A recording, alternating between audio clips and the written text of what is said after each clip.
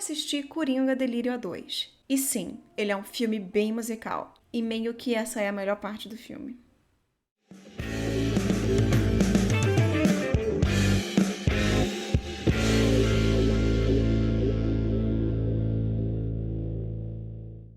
Coringa Delírio 2 é uma continuação direta do filme de 2019, também dirigido pelo Todd Phillips, e aqui o diretor traz a história da prisão e do julgamento do Arthur Fleck após o assassinato de 5 pessoas, 6 se a gente contar com a mãe dele, mas os policiais ainda não sabem disso, e uma delas sendo ao vivo na TV.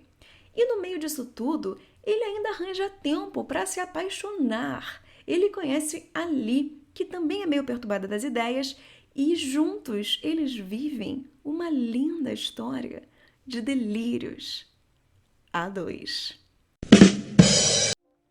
Dito isto, nós temos um filme. Definitivamente um filme foi feito, mas não necessariamente um filme do Coringa. Na minha percepção, enquanto eu assistia, eu entendi que eu estava vendo um filme sobre o Arthur Fleck e não sobre o Coringa. Porque lá no primeiro, de 2019, a gente teve a ascensão dessa persona, eu não sei exatamente o que o Coringa é pro Arthur, mas a gente começa conhecendo ele, entendendo como foi a vida dele, tudo que ele passou e como ele se torna, ao final do filme, o Coringa. E na minha concepção, e o pouco que eu conheço sobre a DC, uma vez que o Coringa é o Coringa, ele é o Coringa. Se é que essa frase faz algum sentido gramatical, mas coringou, tá coringado. E não é isso que acontece aqui no filme, porque a gente acompanha a história do Arthur.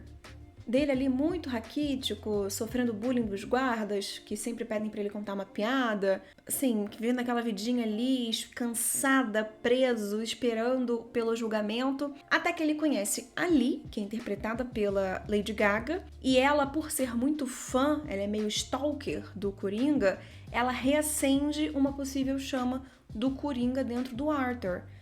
Mas mesmo assim, é muito pouco. Pra quem matou 5 pessoas, sendo uma ao vivo, mais a sexta que ninguém sabe que é a mãe, e pintou a cara de palhaço, saiu descendo na escada, enlouquecido, esse filme traz muito pouco disso. A gente vê o Arthur. E aí eu me pergunto, eu quero ver um filme do Arthur? Eu quero ver um filme do Coringa. E esse eu acho que é o ponto principal de que o Todd, sei lá, ele meio que se perdeu na história que ele queria contar. Eu não sei se isso se deve às pessoas sendo loucas, endeusando o Coringa, porque muito da história parece que ele escreve na nossa cara. Gente, o Coringa é mau, hein?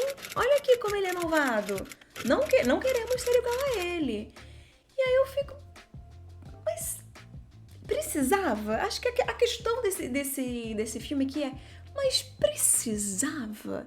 Eu precisava de uma continuação? Talvez. Mas dessa aqui, eu precisava ver a história do Arthur Fleck? Eu não quero. Eu quero ver a mente maluca do Coringa. Eu quero ver mais coisas bizarras que ele faz. E não é bem isso que a gente encontra aqui. E muito se falou lá atrás, quando a gente viu os primeiros teasers e trailers, de que Coringa seria um filme musical e piriri pororó, e todo mundo ficou, ai, mas eu não quero ver um filme musical, vai estragar o Coringa, né? Na minha opinião, o filme musical salvou algumas partes do filme do Coringa nessa história que foi apresentada pra gente. Por quê? Porque a parte musical era parte do delírio. Era onde a gente via o Coringa. Porque o resto do filme é aquele cara super sem graça, que quase não abre a boca. O Arthur Fleck quase não fala, ele tá assim, fumando um cigarro, meio morto, meio pra cá. Eu quero ver o Coringa. Então, quando a gente tem a parte musical, é quando ele tá delirando.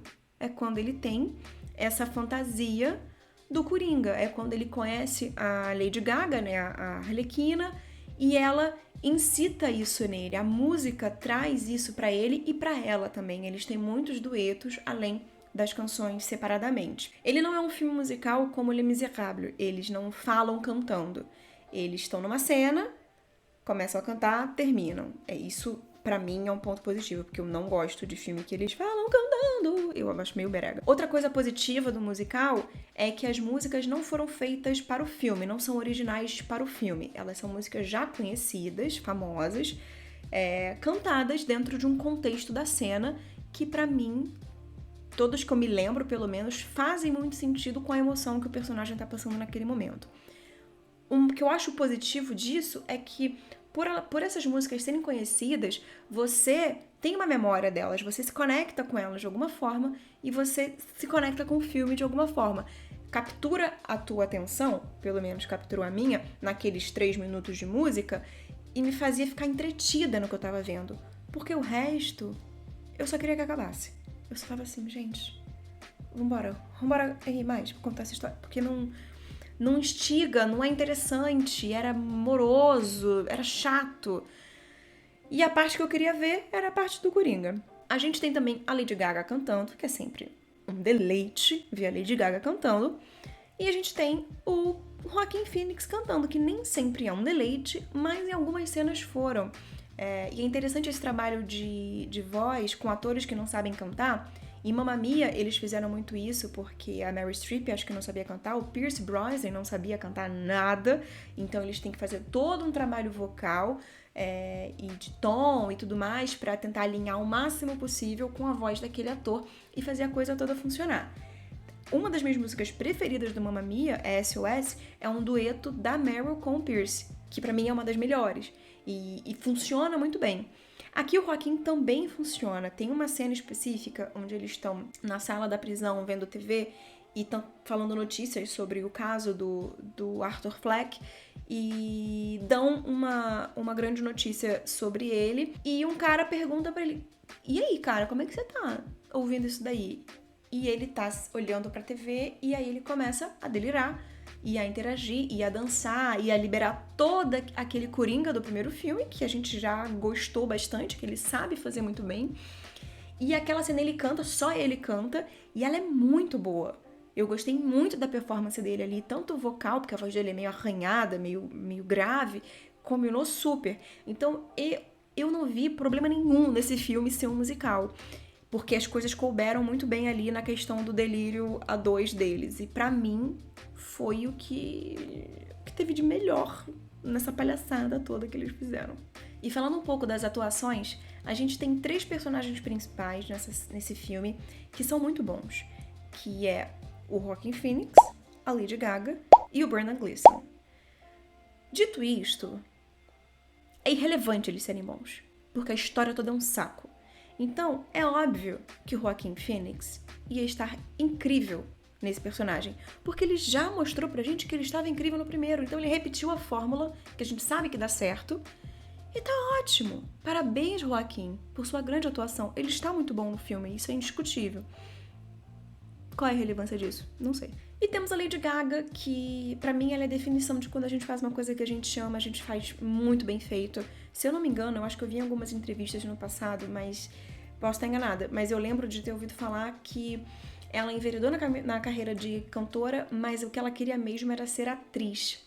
Então, ela foi por um lado, foi por outro pra chegar nesse ponto e assim, brava. Eu acho ela ótima. Ela não é a atriz mais estudada, os transláveis que a gente tem, mas ela é muito boa. E ela entrega muito bem, principalmente num personagem como a Arlequina, que é meio psicopática das ideias. Eu imagino a Arlequina vestida num vestido de carne, por exemplo. Então, a persona Lady Gaga com a persona Arlequina, elas cruzam muito bem. Então, a entrega dela para esse papel foi muito boa. Ela é encantadora, eu gosto quando ela tá em cena, eu presto atenção nela.